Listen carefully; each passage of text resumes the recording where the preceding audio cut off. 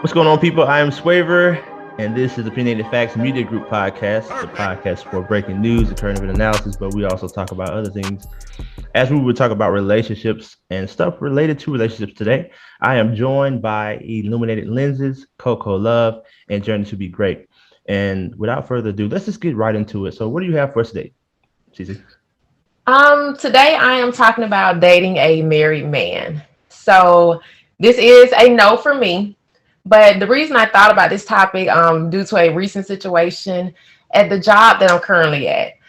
There's a gentleman there that's interested in me. However, due to his position, he hasn't came out straightforward and told me that he interested in me and want to get to know me better. He's kind of been like sending messages through a friend of his that I'm cool with. So the guy was just kind of telling me about him and just saying he really likes me and wanted to know my opinion. And I told him, he's cool, he's okay, but he's married. So I was like, well, that's off the table anyway. I was like, I don't want a married man. And so he was like, well, no, hear me out. He's married, but him and his wife, they're having problems. They're separated and blah blah blah. I was like, well, I hope he gets that worked out, but he's married. I'm not interested. Sounds like drama. So, but and then I found out, they're not separated. That's a whole nother thing. Okay. Right. But it brought me to this question, like, okay, is it okay to date someone that's married but separated? And is there like a time frame of the separation? And if they're in the guy is in a separate home, the wife is in a separate home, they just haven't did the divorce. Like, is there a certain time where that's okay? I mean, I know it's based upon your own preference, but like I said, for me, if I want to be in a serious relationship and you're just coming from a divorce, that tells me you're probably not ready to get into anything serious right away for me. But I just want to know y'all opinion. Like, is there a time frame of a separation where it's okay to try to pursue a relationship with someone who's still married? Or do you just wait till they get that finalized? Or what do y'all think about it? Well, I guess I'll go first, man. Hey, you know what I'm saying? So I don't know. That's a hard question to answer because I mean, if he's in the process of going through the divorce, then that's different. But if there has not been any like concrete, like, hey, everything should be finalized at this date, whatever that time is, I probably wouldn't get too involved with that because it's just too much in the air for me.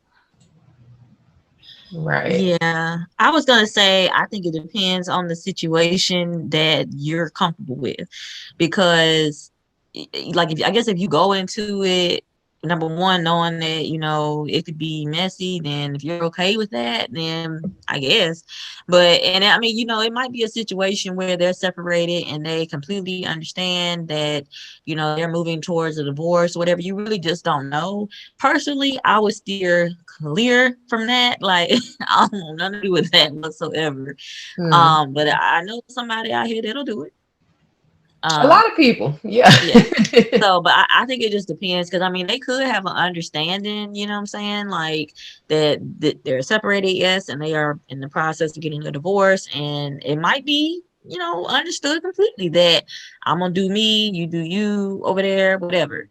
But rarely is that the case. So yeah, it could probably get messy.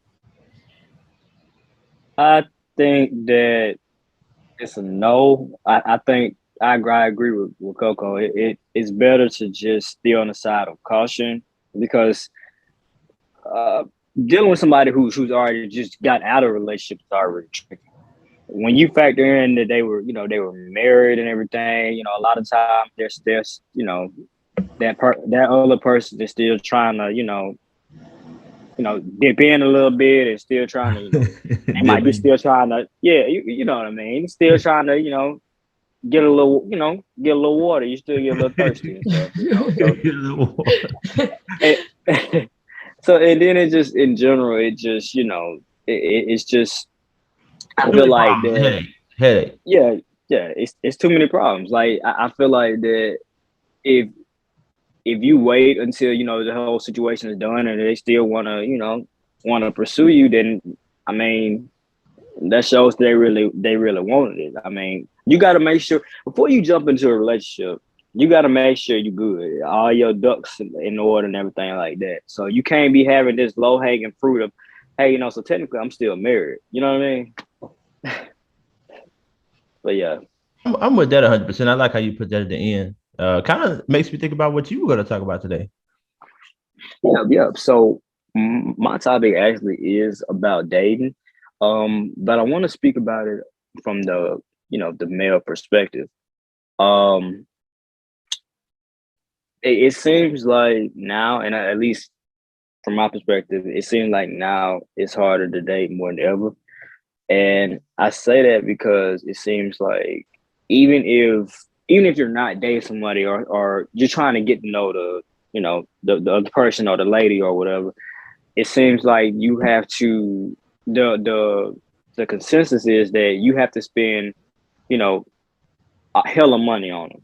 And now I don't mind spending money on you if I'm interested in you. It's something that I want, that I'm pursuing. I don't mind spending money on you. Money is materialistic. However, I just feel like that to a certain point, if I'm spending money on you, and then we're just in this same, situation, nothing's moving, we're not moving toward the relationship, or we're just still dating, and you know what I'm saying? It's not taking a step further. And I'm not talking about, oh well, I spend money on you, so I'm expecting sex or anything like that. It's not that. Time to get hot heavy. Okay. Yeah. I ain't expecting that. However, I just feel like if you look at it from this point of view, you're getting some kind of deal because you're not spending your own money. I'm spending money on you, and I'm spending money on you, and I'm giving you my time. So what am I getting out of the deal? I'm just getting your time, basically. I'm not getting anything else because you're not spending any of your money. I'm required as the male to spend my money. I'm serious. Like it's tough. Like I don't personally understand that. But what do y'all think? Am I tripping? Well, you know what's messed up? You know what's messed up about that? Like, it's just so pushed that a man should do that. But I do agree with you. At some point, it's gonna have to be some exchange. I mean, you can say what you want to say, but she's gonna have to do something. Other than that, just stop spending money. I mean, I'm just being real, because I mean, it's the same thing with women. Imagine if the shoe was on the other foot, because they always talking about, oh, we wasted my time, blah blah blah blah. But like you said, you the one taking the loss.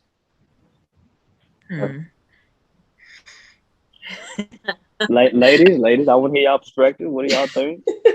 They got to be careful with this one here. Hold on. I mean, I am not opposed. I'm not gonna lie to you. It is tricky because it's, for me, in my dating experience or whatever, especially having dated throughout college or whatever, you do run across guys that want to spend time with you or whatever, but they don't want to do nothing for you or anything for you, if I'm being grammatically correct. And when I say anything for you, I mean they don't want to do anything. And like, it's not so much about, oh, take me out to eat, or oh, spend money on me, but it is a preview of how they'll operate in the relationship. For example, I was dating a guy or talking to a guy, however you want to, verbiage, whatever, getting to know a guy. And we had been on a few dates, this here and there, whatever. And one day I was at work and my lunch break came across and I had something else I needed to do. So I didn't have a chance to go to get my own food. And everything was cool. I asked him, I said, hey, would you mind, because he was off that day. He did not live far from my job. I said, hey, would you mind bringing me some lunch? Because I'm not able to leave today on my actual lunch break, so I won't have a chance, and I didn't bring any food. And he told me no. He said, why can't you go get your own food? I mean, this, that, and the third. And when I tell you confusion, I was confused. Wow. Okay. Yes. And I mean, we had been on dates. We had not done anything, like that, or whatever yet. Maybe that's why. Maybe he felt like, I mean, I even told him. That's it right there. He was tired, man. I even told him, I even told him like I'll cash app you the money or whatever, or I'll pay you back when you bring it. I even told, because I was like, I'll order it through the app if you'll just go pick it up for me. I was giving him, and he was just like, no. And I mean, we was cool. We hadn't had no like disagreement or anything like that. He just woke up that day and chose violence. I don't know what it was, but that man told me no, and that was it for me. Because I'm just like, I would have done that for him. You know what I'm saying? If I was off that day and he was at work and couldn't get any lunch or whatever, I would have taken him some food. I didn't understand that. So you have people that are like that, like to me, in relationships. So I feel like women, we have to be mindful too. But I mean, I don't mind paying for stuff, you know what I'm saying? I also don't mind going on dates that don't cost anything, you know what I'm saying? Like coffee or not much, the park, whatever. They so saying that now. They saying that now, but you let him take you about 2 or 3 coffee days. You could be like, man, he gonna have to take me somewhere to get me a steak to come soon. You know how it goes. I love me some coffee and some ice cream. Okay. Okay. What you think? I mean, yeah, it is. It is kind of tricky. Because I once dated a guy, and after a week of dating, he pretty much came to me with like an itemized list of what he had done during that week.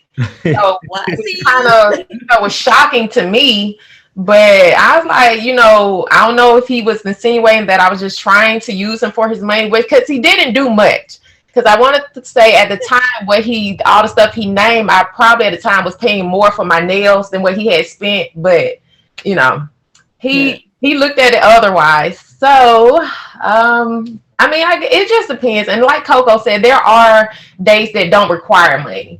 So, I mean, you can start with something small, like if it's just coffee. I love coffee. So coffee, and maybe like going to the park or something like that. That costs nothing if you just want to talk and get to know the person. And if she's like pissed that that's all you're doing, then hey, maybe you need to reevaluate. That's all you need to know. If she's mad about going to the park and going to get coffee or going to get ice cream and stuff like that at first, then to me, that's all you need to know. Yeah. Most people are okay with that or whatever. Now, I ain't saying do that and y'all 6 months in and you ain't never took this girl to get her no food. Hold on now. So what's she gonna be doing this first 6 months? Again, also that as well. You know what I'm saying? And she don't ever, and I don't know, I think some women too are old fashioned, you know what I'm saying? Like, you got our parents in our ear. So it just, your mom would get down for your dad, so I don't need to tell me something old. Yeah, but my mom wasn't paying for no dates, baby. They don't that older generation, they don't, that's not how they roll. You see why them old men had about 4 or 5, I ain't finna go into that. You don't want to give it to him. I'm gonna go see Ursula down the street. She gonna give me some of that. Not Ursula. Ursula. She always treat me right. I ain't gotta get her nothing but a sandwich. Okay, that's okay. It's a little mustard on the side, mayo. Let me keep going, man. Anyway, so today I'm gonna be talking about Curtis Jackson and his son Marcus. Man, they just been going through it lately. And it's just sad, but I didn't want to get too much into what's going on between them, because I wanted to make a point. But from what I understand, Marcus feels like Curtis, and of course people should know who I'm talking about. It's 50 Cent and his son. So his son feels like he didn't spend enough time with him, and I guess he was trying to just drop a bag and keep going. And from the records that I saw, 50 was paying about $25,000 a month, but eventually that was dropped to $6,000 a month. And his son came out, and this is kind of like when I started picking up the story, it was talking about, $6,700 is not enough to live in New York, and you never gave me any time. And, I just thought it was like crazy, because I'm like, a lot of us don't even see our father. We don't have too much to do with him. And $6,700, some of us don't get $67, 67 cents from our father. So I think that it's just interesting, though, because we do need our fathers for a lot of different things, and especially for guidance, especially as a young man. But I mean, I do feel like he should be grateful, even though maybe it didn't turn out the way that he wanted it to go. Because I think that at the end of the day, they should be able to find some sort of middle ground. And sometimes I wonder if the mother has something to do with it. You know what I mean? Like if the mother was like, your dad wasn't this, or your dad wasn't that. And apparently he doesn't seem to have too much respect for her or a lot of different women that he deals with. So it could be him too. But I guess I don't want to get too much into that, but I just wanted to say I want to bring awareness to being for young men to have better relationships with their dad. I mean, and just try to have that because regardless of whether what they did or not, you still need them. So I wanted to ask y'all if y'all have been looking at that situation. Do you feel like his son is a little entitled? That's kind of what that for me, that's kind of what I felt, the entitlement. Because when you say, okay, well, 6,700 isn't enough for New York, and I get New York is an expensive state. However, like that, like your like what was your mom contributing? Was she, like she has a role in a financial matter as well. So it was just kind of, especially when you have people that dad not doing anything, it's kind of like, oh, well, you can't do anything with $6,700. I'm sure a lot of people can do a whole lot with it, if you're getting that a month. So Yeah, I know that's right. yeah. So it was just kind of the entitlement thing for me that kind of, like I said, I'm sure it comes from her as well. And I do feel that the mom probably plays a factor also, because I know how it can be when you're, bitter or mad or, whatever the case may be. Like I said, I don't know how her feelings are towards 50 Cent, but yeah, I felt the entitlement when I heard the story. Yeah, if I had to guess, I would say that her relationship with him is probably not the best. I mean, it's 50 Cent. He's a little bit like a troll. And I don't know, it almost seems like his son is kind of like him as well, like a chip off the old block, because some of the stuff he's been saying is like, at first it seemed like he just wants a relationship with his dad, but then it kind of seemed like he had that petty spirit in him like his father does. So I don't know, it probably does have a lot to do with, the mom and her and 50 Cent not having a good relationship or whatever, 50 Cent being who he is and how he is.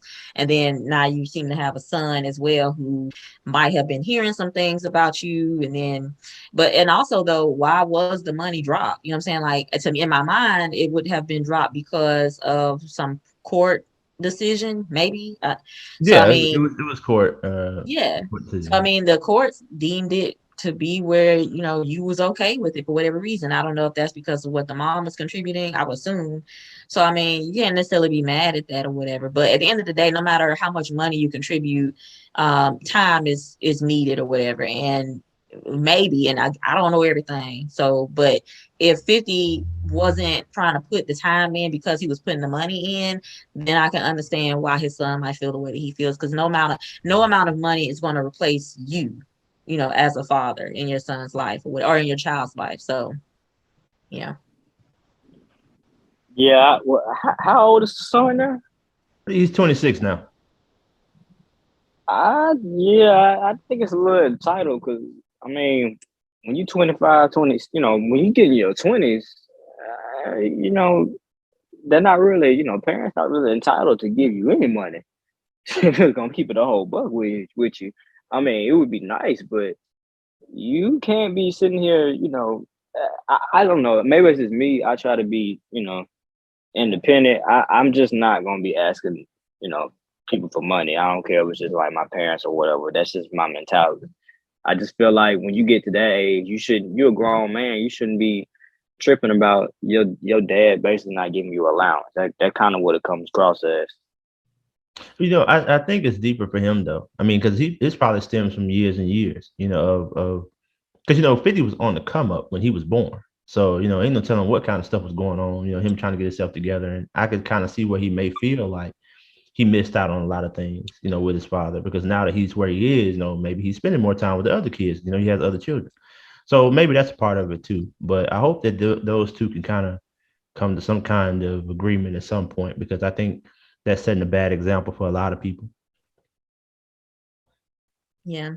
Well, kind of in line with that same topic, I wanted to talk a little bit about co-parenting and just, I guess, maybe some different sides of it, I guess you could say. So first of all, co-parenting, everybody I think should know pretty much what that is. But basically that's when two adults take the time to, raise their child and care for their child socially, mentally, physically, and everything together, but they're not in a romantic relationship. Usually co-parenting is involving the parents not residing in the same house either. But that kind of goes back to what I was talking about as far as the ways in which you might see it differently these days. So, and this is according to what is this, fatherhood.gov, approximately 50% of American children will see their parents divorce or separate, which is unfortunate. And 16% of children live in a home with a step parent, step sibling, or half sibling. So there's a lot of co-parenting going on these days in different ways. So recently it was a clip that I saw, and I think it was a TikTok or a reel or something like that. But basically, this lady, young lady or whatever, she has a child with a man, and it went viral because she made a post. Basically, she took a picture of her child's shoes. It was like some Paw Patrol shoes or whatever. And she took a picture of them, and basically she was upset because her child's father brought him back in these shoes. Now, she claims that she buys her child, name brand is what she said, and whatever else, whatever. And she sends him over to his father's house with these clothes and these shoes. And she claims that whenever her child comes back, he always comes back in quote unquote cheap clothes, like the Paw Patrol shoes or whatever. But she ended it by stating, overall, my son enjoyed his time today with his dad. That's literally the last sentence or whatever. So, which is to me the most important, that he enjoyed his time with his father, not so much about what the father buys him. Now, I will say I do understand her issue with the baby not coming back with the clothes you send over there, because why not? Like, are they being washed to be returned later? But as far as the whole, to me, she seemed kind of like she was boasting or trying to be boastful about sending the baby over in name brand clothes or whatever. So I thought that was interesting. So I'd like for y'all to touch on that in just a second. But then on the opposite kind of end of the co-parenting spectrum, I thought this was interesting as well. I saw a TikTok, and it was these two women, and they basically they said that they were 2 out of 5 baby mamas. So their baby's father that they share has 5 baby mamas, and these two women, though, they get along, I guess, or whatever, and they are choosing to live together. They got a place, renting a place out or whatever, and they chose to move in together to raise their children together and co-parent them together without their children's father. And I imagine maybe he's not the best. I don't know, just guessing, but they chose to do it kind of on their own. So the children still have kind of like 2 parents in a sense, but they don't have the father. So I wanted to get y'all's thoughts because, like I said, it's a different I guess outlook on co-parenting. We really, we usually look at it just between a man and a woman, obviously, but this is kind of 2 different spectrums or whatever. So what do y'all think? Sound like they still picked a better baby father. That's what it sounds like. Well, yeah. Hey man, you do what you got to do. It takes a village to raise a kid anyway. So, but I mean, that's just an example of you got to be careful of, at the end of the day, things happen. Not every child is planned, but you got to be careful of who you deal with. And you got to really think, okay, if that does happen, or if we do, if we're not together anymore, or if anything anything can happen. Do I feel comfortable, even if I'm not in a relationship with them, do I feel comfortable with them having my child? And you got to think about that before you just, have kids, people. And in that example, if he's got, you said 5 kids already? I assume it might be more than that, but 5 baby mamas is what it is. Oh, 5 baby mamas. So if you see that he's got this going on with the other baby mamas, then why would you even get involved with him to begin with? That's when you gotta use your common sense. I mean, 1 baby mama, that's one thing. 5 baby mamas, bro, that's probably it's a you thing. Yeah. Well, I'm gonna go ahead and touch on what you said too. I just think it's about being responsible, and I guess that's why want to start understanding the type of people that you get with, and not just understanding them, because you could be with a person that's messed up in the mind. And I mean, I guess that's so subjective because I mean, who would be able to tell you that other than going to see therapy, going to see a therapist, I'm sorry. And yeah, so I would just go ahead and say that I think people should spend more time understanding themselves and then realizing, hey, if you got some kind of problem or you got some type of issue, you need to fix yourself. Even if you don't think you have one, maybe you should go and get assessed. So that way you can kind of maybe learn some things about yourself before you get involved with someone else, because nobody wants to deal with your problems. If you have problems, you need to fix them, or at least try to minimize them. So that way when you get with someone, you won't be bringing them a lot of stuff to deal with. Rather, you be bringing them the minimum that they can work with you on. Yeah, I definitely agree. It starts with you first, and then when picking a mate, be mindful of, how does this person take care of themselves? What kind of life they have. Look at all that stuff before you start, making children with them. And then when they don't turn out to be this ideal father, you're upset and pissed off with them. But they may have given you those signs prior to the relationship, especially in a case when somebody has multiple baby mamas or baby fathers. That's some things you need to pay attention to. Yep, absolutely. I think everybody has some valid points right here. Well, again, thank y'all so much for giving us the time today to just hear what we have to say. And we do want to hear what you have to say. So if you have anything that's on your mind, questions or comments, just leave them in the description below if you're watching on YouTube. If not, you can always hit us up. Our social media links will be in the notes or somewhere in the description around this video or recording. So thank y'all again for giving us the time of the day. I'm joined by Illuminated Lenses, Coco Love, A Journey to Be Great, and I am Swavor. This is Opinionated Facts Media Group Podcast. Until next time, peace.